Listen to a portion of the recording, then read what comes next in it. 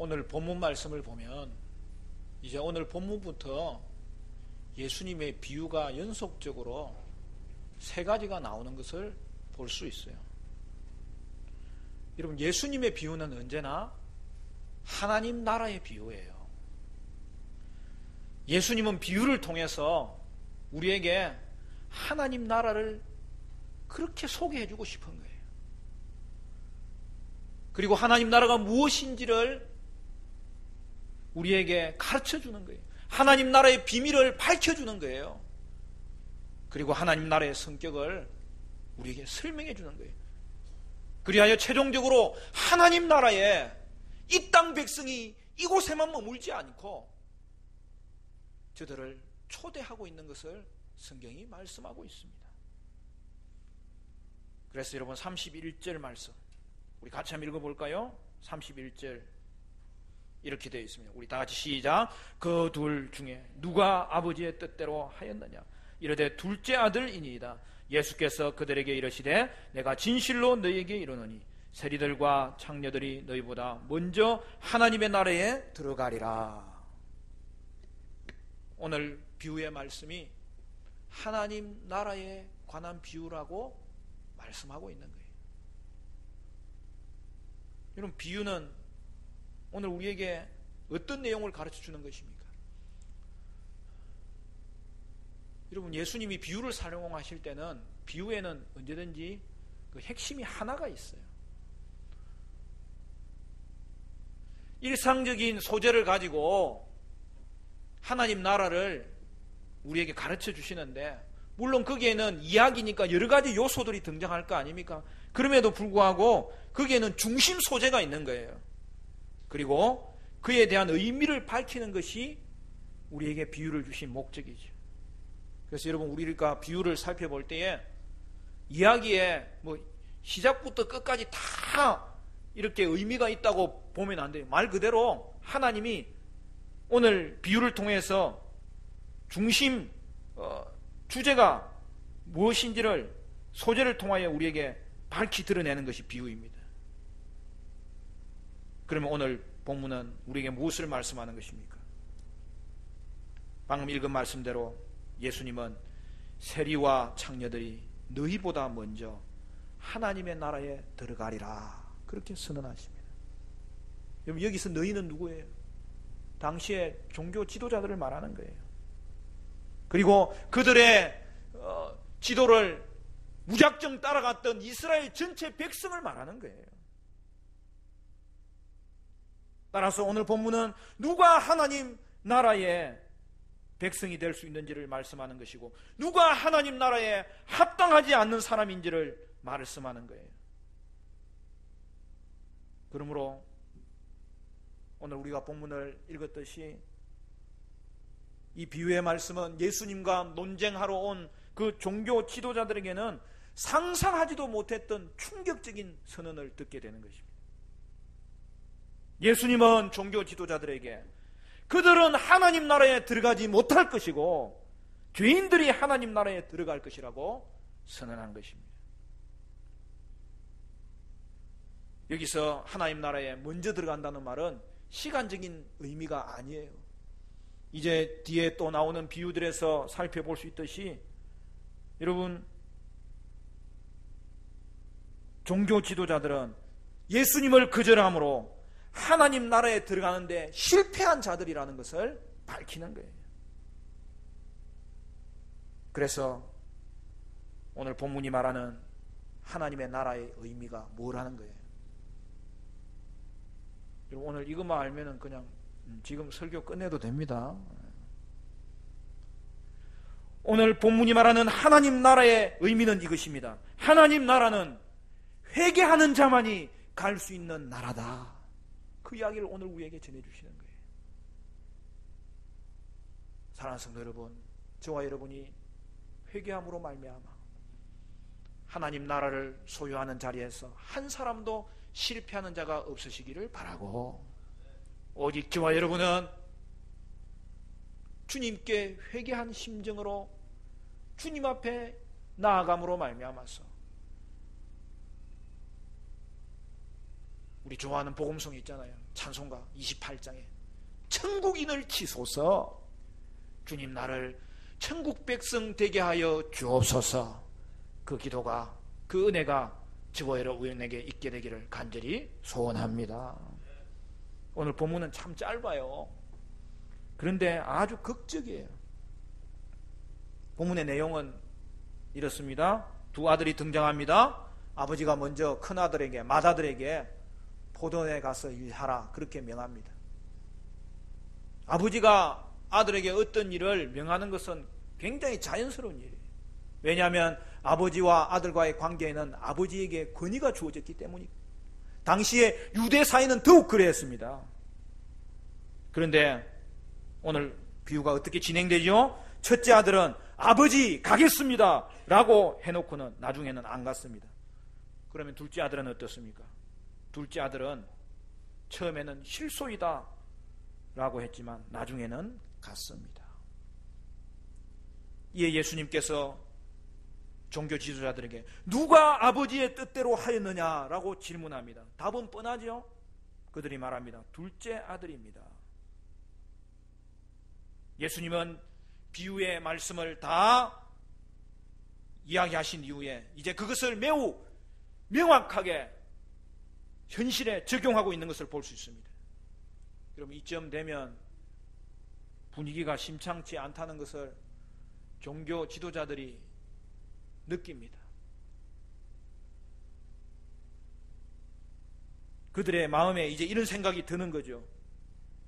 아니, 그러면 우리 보고 첫째 아들이라고 말하는 거야?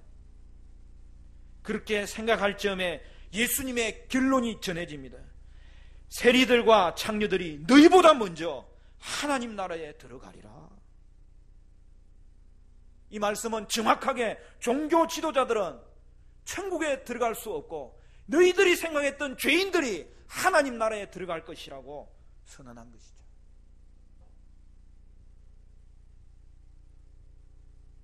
여러분, 어떻게 이런 엄청난 선언을 그 당시 자칭 믿는 자들이라고 생각되었던 자들에게 예수님께서 하셨고, 그 당시 죄인이라고 생각되었던 자들에게는 하나님 나라에 먼저 들어갈 것이라고 주님이 말씀하여 주시는 것입니까? 오늘 우리는 두 아들의 비유를 통하여서 이 본문이 우리에게 말씀해 주시는 말씀이 무엇인지 함께 살펴보기를 원합니다. 첫째로는 회개하면 가는 나라가 하나님 나라라는 것입니다. 여러분, 28절부터 비유가 시작되죠. 28절, 29절, 30절 제가 먼저 읽어보겠습니다. 그러나 너희 생각에는 어떠하냐? 어떤 사람에게 두 아들이 있는데 맏아들에게 가서 이르되 예, 오늘 포도원에 가서 일하라 하니 대답하여 이르되 아버지 가겠나이다 하더니 가지 아니하고, 둘째 아들에게 가서 또 그와 같이 말하니 대답하여 이르되 실소이다 하였다가 그 후에 뉘우치고 갔으니. 무슨 말이에요? 아들은 아버지의 명에 가겠다고 하고서는 가지 않았고, 그 다음에 이제 둘째 아들 이야기가 나오죠. 아버지는 첫째 아들이 불순종한 것을 아신 이후에 둘째 아들에게 갔는지, 다른 상황에 대해서는 이 비유는 아무런 설명도 하지 않아요. 여기서 중요한 것은 예수님이 두 가지를 지적한다는 거예요. 아버지의 말씀과 아들이 행한 것이 무엇이냐는 거예요. 처음에 둘째 아들의 태도는 참으로 끔찍합니다. 그렇지 않습니까? 그는 아버지라고 부르지도 않아요. 짧고 잔인하게 실소이다 그렇게 대답합니다. 그런데 그 이후에 어떻게 됩니까? 오늘 본문이 최종적으로 이야기하는 것은 그 후에 뉘우치고 갔으니, 바로 여기에 비유의 핵심이 있는 거예요. 둘째 아들에게 속하는 자들은 이스라엘의 죄인이라고 부르는 그룹을 말하는 거예요. 그러나 결정적인 것은 이것입니다. 그 후에 뉘우치고 갔으니, 둘째 아들은 먼저는 불순종하였으나 실제로는 행동하는 자였습니다. 그렇게 할 수 있었던 이유가 뭐라고요? 그가 뉘우쳤던 거예요. 그가 결국은 회개했다는 것을 성경은 말씀하고 있습니다. 여러분, 세리들과 창녀들이 하나님 나라에 먼저 들어가는 이유가 뭐라고요? 그들이 죄인이라서 천국에 들어가는 것입니까? 그건 아니죠. 그러면 죄인들이 다 천국 갈 수 있습니까? 그건 아니죠. 도리어 반대죠. 천국은 여러분, 죄인의 모습으로는 절대 갈 수 없어요. 천국은 믿음으로 변화된 사람만이 갈 수 있어요. 그러면 어떻게 되는 겁니까? 죄인들이 천국 갈 수 있는 이유는 그들이 단지 죄인이기 때문이 아니라 그들이 자신이 죄인됨을 깨달았기 때문이고, 더 나아가서 그들은 자신의 죄인됨을 슬퍼하면서 하나님께 회개했기 때문에 그들은 천국인이 될 수 있었던 것입니다. 그러면 명확한 일들이 벌어집니다. 종교 지도자들이 심판당하는 이유가 무엇입니까? 여러분, 이 땅에 있는 모든 사람들도 마찬가지예요. 세상이 죄를 지었기 때문에 심판당하는 것이 아니라 세상은 회개하지 않기 때문에 심판당할 것을 성경은 말씀하고 있습니다. 그래서 결론이 이것입니다. 천국은 회개하면 가는 나라입니다. 천국의 자격은 오직 회개밖에 없습니다. 여러분의 죄를 뉘우치면 천국에 들어가고 회개하면 됩니다. 회개함으로 심령의 변화를 받으면 천국인이 되는 것입니다. 그러나 세상은 어때요? 자신들이 참담한 죄인임을 알지도 못하고 알려고 하지도 않고, 또한 알게 되더라도 결국에는 그것을 고백하는 자가 아니라 거부하는 것을 볼 수 있습니다. 사랑하는 성도 여러분, 저와 여러분은 우리의 과거가 어떠하든지 간에 하나님 앞에 회개하심으로 주홍같이 붉은 죄가 눈과 같이 희게 되어서 하나님 나라에 먼저 들어가는 은혜의 백성들이 되시기를 간절히 축원합니다. 두 번째 회개는 하나님을 향한 회개라는 것을 말씀하는 거예요.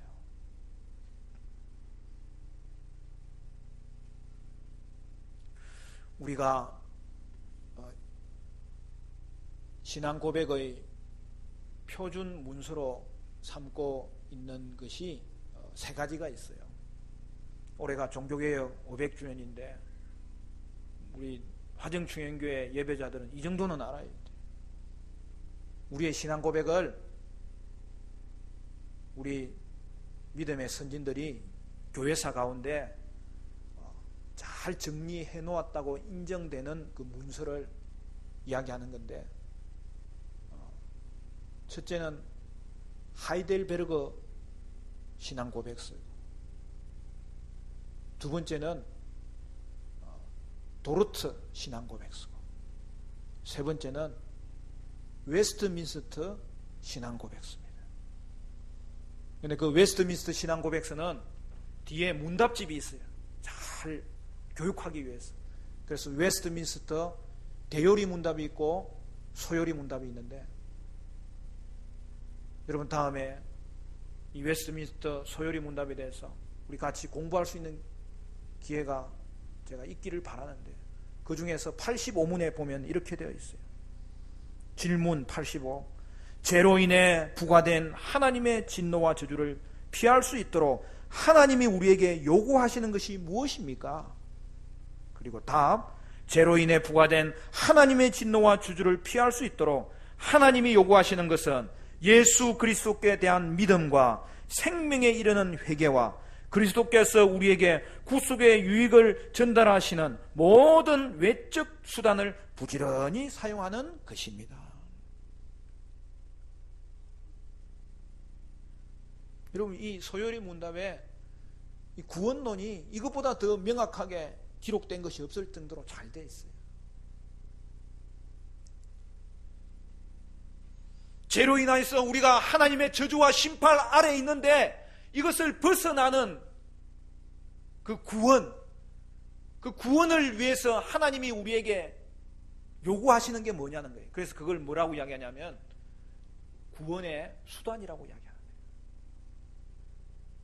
여러분, 그거는 혼동할 필요가 없어요. 성경에 있는 것을 요약해 놓은 거예요. 내적인 수단이 두 가지가 있고 외적인 수단이 있다는 거예요. 방금 내적인 수단이 뭐라고 그랬어요? 믿음과 회개입니다. 그리고 외적인 수단을 부지런히 사용해야 된다고 이야기했는데 그 외적인 수단은 뭐냐면 말씀과 성례와 기도를 말하는 거예요. 말씀 들을 때에 믿음이 생기는 거예요. 그리고 그 믿음으로 예수를 고백하고 하나님 앞에 회개할 때에 그것이 은혜의 수단이 되고 은혜의 방편이 되어서 오늘 우리에게 하나님의 은혜가 물밀듯이 밀려오게 되어 있다고 오늘 성경이 우리에게 말하고 믿음의 선진들이 우리에게 그 유산을 물려준 것이죠. 여러분, 그러면 생명에 이르는 회개가 과연 무엇입니까? 그것은 정확하게 사도 바울이 사도행전에 말씀했어요. 사도행전 20장 21절은 이렇게 말합니다. 하나님에 대한 회개와 우리 주 예수 그리스도께 대한 믿음을 증언한 것이라. 여러분, 생명에 이르는 회개는 뭐라고요? 하나님 앞에서 자신의 죄를 인식하고 하나님 앞에서 회개하는 것을 분명하게 하나님 앞에서 나타내야 되는 것이죠.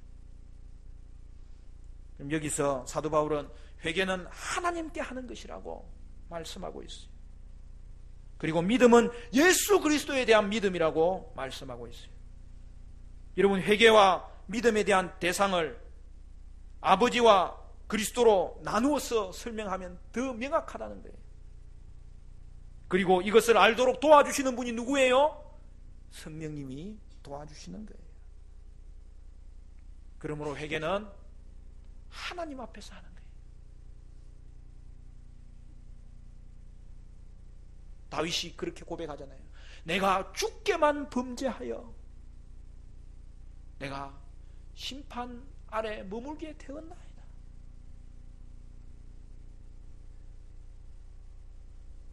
다른 사람에게 좀 잘못한 거 그게 아니에요. 회개는 나를 하나님 앞에 세우는 거예요. 하나님을 향해서 내가 고백하는 거예요. 그리고 그 하나님에 대해서 회개하는 거예요. 왜 그렇습니까? 여기에 복음의 진수가 담겨져 있어요. 회개를 하나님에 대한 회개로 묘사하는 이유는 여러분, 회개를 위해서는 죄를 알아야 되기 때문에 그래요. 죄를 알기 위해서는 율법을 알아야 됩니다. 율법을 알게 되면 이 율법의 제정자가 하나님인 것을 알게 되는데, 죄를 깨닫는다는 말은 그 자체가 내가 하나님께 대적했다는 것을 인식하게 되는 것입니다. 사랑하는 성도 여러분,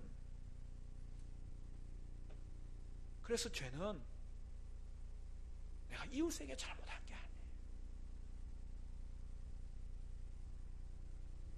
내가 법을 정하신 그 하나님을 대적하여서 내게 죽음이 임하고 그 죽음의 증상들이 내게 나타나기 때문에 더 하나님을 대적하려고 했구나. 주님, 나는 주님 앞에 죄를 지었습니다. 그것을 확인하는 자리가 회개의 자리라는 거예요.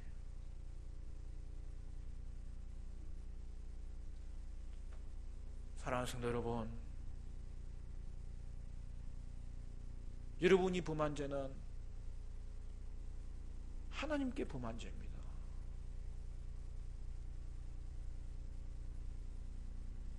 따라서 회개는 하나님에 대하여 우리의 자신을 분명하게 고백하고 설 수 있어야 된다는 것을 말씀하는 것입니다.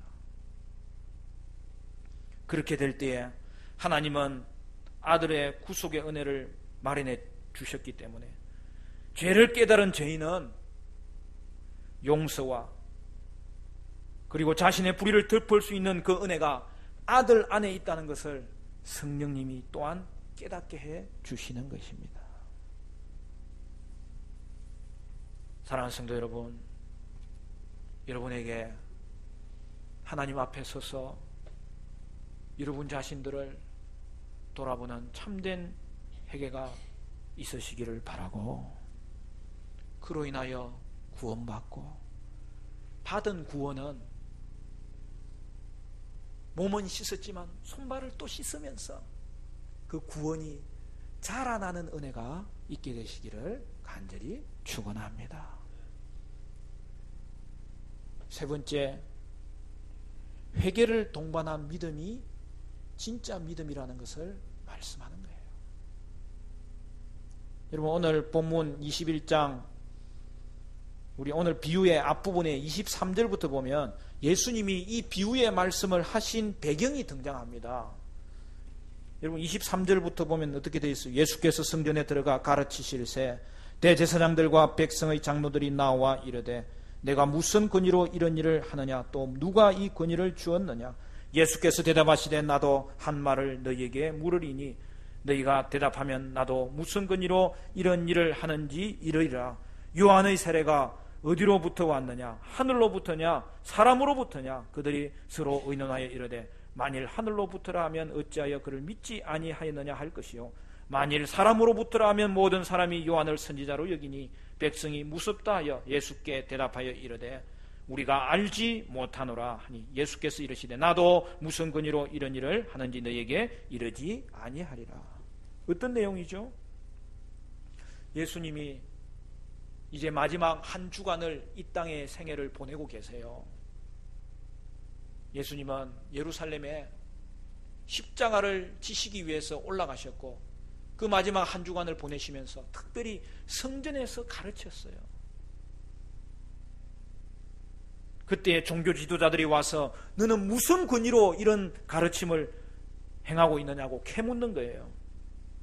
여러분, 여기서 종교 지도자들은 사내들인 공회원을 말하는 거예요. 오늘날로 이야기하면 국회죠. 당시 사내들인 공회원은 성전 운영을 주관하고 있었고 그 백성의 재판을 주관하고 있었어요. 그리고 거기에 주류측은 누구냐면 여러분이 들어봤을 테지만 사두개인이에요. 사두개인은 그렇기 때문에 대제사장, 장로들로 구성되는 거예요. 그리고 거기에 또 일부 부류가 누구였냐면 여러분 바리새인들입니다. 그 바리새인들을 대표하는 자들은 누구냐면 서기관들이에요. 근데 오늘 본문에 보니까 대제사장들과 장로들이 예수님께 올무를 놓기 위해서 질문했던 것을 볼 수 있는데 왜 그렇게 된 것입니까? 그 전날 무슨 일이 있었죠? 예수님께서 성전에 들어가서 환전상을 엎으시고 장사하는 자들을 내어 쫓아셨던 것이죠. 그리고 예수님은 성전에서 계속 가르치셨고 그리고 성전에서 병자들을 고쳐주셨던 것이죠. 결국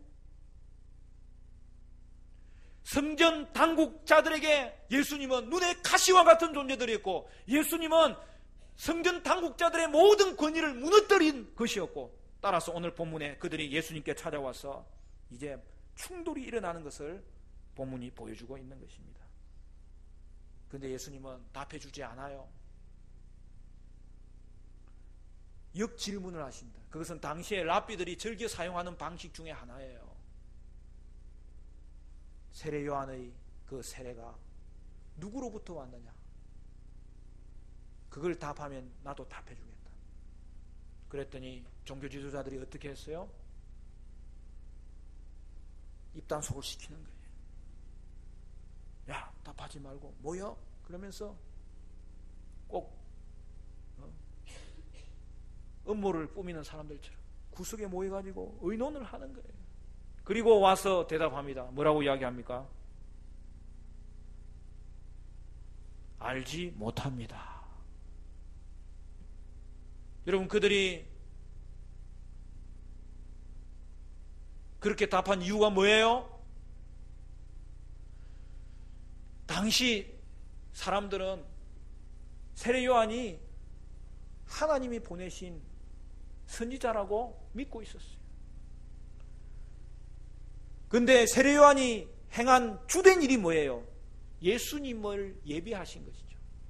그러니까 그들이 세례 요한을 선지자로 인정하면 그 세례 요한이 예비하였던 예수님을 메시아로 인정해야 되기 때문에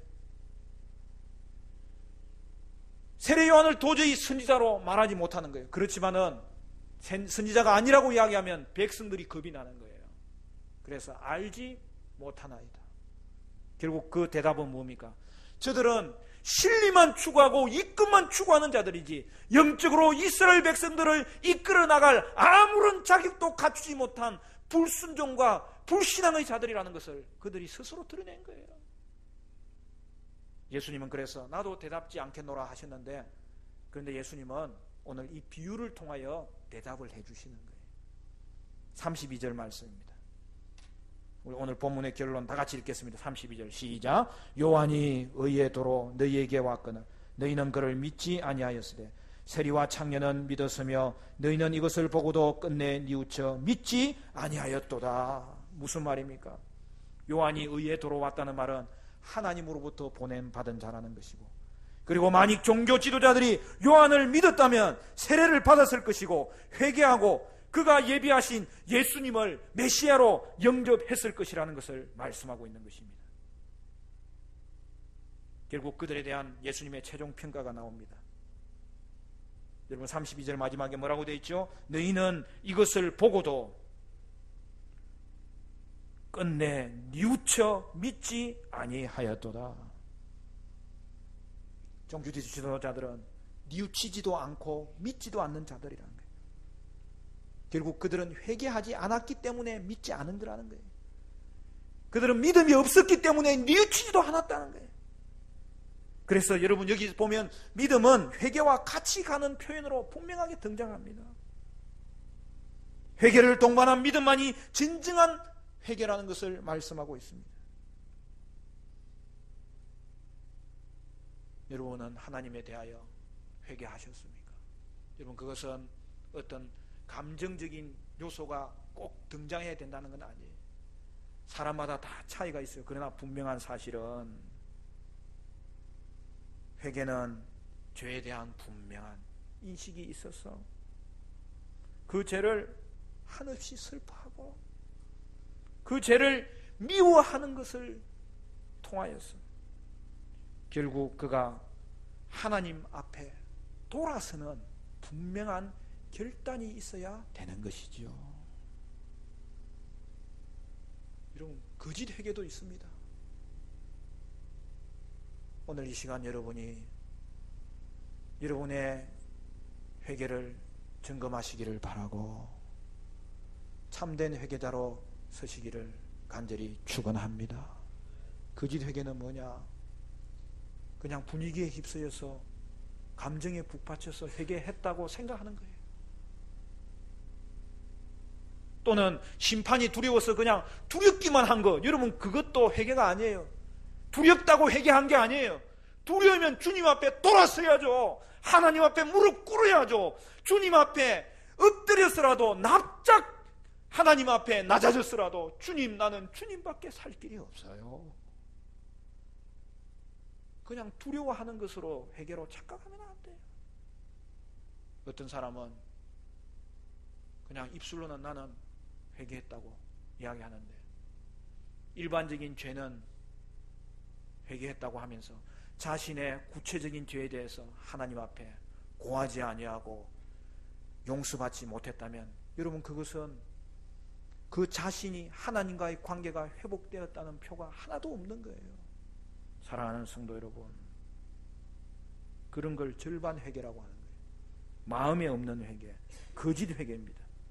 오직 생명에 이르는 회개는 내가 오직 주께만 범죄하여 내 죄를 깨닫고 그것을 해결하는 길은 예수밖에 없다는 것을 생각하고 십자가를 향하여 달려가는 것이고 내 죄를 슬퍼하고 미워함으로 하나님께 돌아오는 것입니다. 그래서 회개는 언제나 죄를 깨닫는 것과 예수께 나아가는 것과 하나님께 돌아오는 것과, 그래서 이제는 주님 나를 내버려 두지 마시고 내 평생의 삶의 목적은 주님 순종하며 살아가는 모습이 되게 하여 주옵소서. 그런 회개야만이 진짜 믿음을 소유한 회개가 되는 것입니다. 사랑하는 성도 여러분, 찬송가 28장 3절에 주의 귀한 은혜 받고 일생 빚진 자되네, 주의 은혜 사슬되사 나를 주께 매소서. 우리 마음은 연약하여 범죄하기 쉬우니 하나님이 받으시고 천국인을 지소서. 여러분은